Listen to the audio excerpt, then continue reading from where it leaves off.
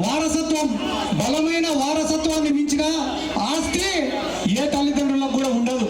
కానీ పాపం చంద్రబాబు నాయుడు గారికి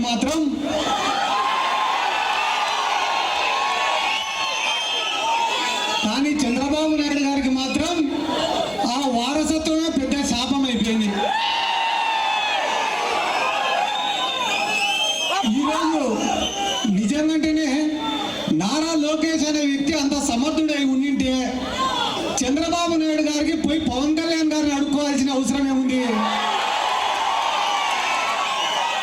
నారా లోకేష్ అనేవాడు అంత సమర్థుడే కానీ అయ్యింటే పురంధేశ్వరి గారిని అడ్డం పెట్టుకొని బీజేపీ వాళ్ళని అడుక్కోవాల్సిన అవసరం ఏముంది?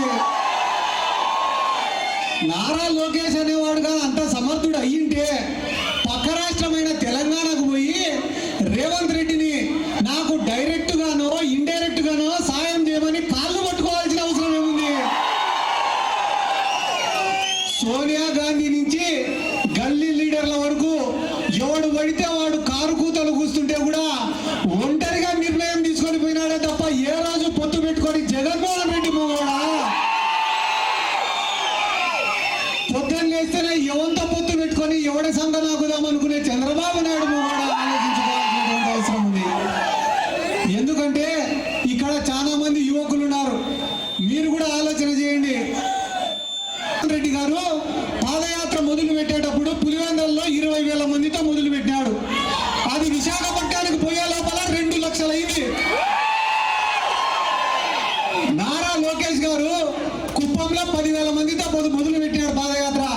అది విశాఖపట్నానికి పోయే లోపల 1000 మంది అయింది. నేను ఇవన్నీ కూడా మీకు ఎందుకు చెప్తున్నా, ఎందుకు వివరిస్తున్నా, రాష్ట్రం అంతా ఎందుకు పర్యటించి ఈ విషయాలన్నీ చెప్తానా అంటే తెలుగుదేశం వాళ్ళకి వేరే పని లేదు. పొద్దున్నే 6 గంటలకు లేస్తారు, ఫ్రెష్గా రెడీ అవుతారు, వైట్ అండ్ వైట్ గుడ్డలు వేసుకుంటారు. ఇంట్లో భార్య పిల్లలందరూ ఏమనుకుంటారు, ఏంద్రా మా వాడు ఈ రేంజ్లో రెడీ అయినాడు, ఏమన్నా ఉద్యోగానికి పోతాడా లేకుంటే ఏమన్నా వ్యాపారం చేస్తాడా అని అనుకుంటే ఏం చేయడం లేదు. టీ బంకులు కాడ కూర్చొని వైసీపీ రాదు, జగన్ రాదు, ఈ టీ బంకుల కాడ కూర్చొని చేసే ప్రచారం తప్ప మన రాష్ట్రంలో వేరే ఏం జరగడం లే. ఈ మాట కూడా మీకు ఎందుకు చెప్తానా అంటే వైసీపీ రాదు రాదు రాదు అనే వానికి నేను చెప్పే సమాధానం ఏమరా అంటే 2,50,000 కోట్ల రూపాయలు ప్రజల అకౌంట్లో వేసే జగన్మోహన్ రెడ్డి రాకుంటే ఏం చేశాడని చంద్రబాబు నాయుడు వస్తాడో ఒక్కసారి ఆలోచన చేయండి సార్. నీరు చెట్టు కార్యక్రమం పెట్టి దోచుకునేయడం చంద్రబాబు వస్తాడా? జన్మభూమి కమిటీలు అని చెప్పి పెట్టి పీడించినందుకు చంద్రబాబు వస్తాడా?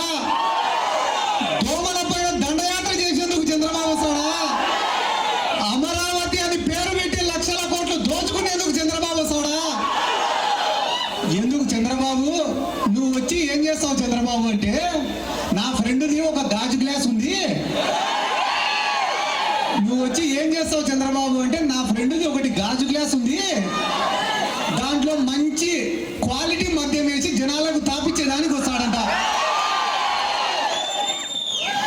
నేను చెప్పుకుంటా పోతే గానా నేను ఏదో మా సార్నో మా వైఎస్ఆర్ కాంగ్రెస్ పార్టీనో పొగడాలని చెప్పి నేను చెప్పడంలే.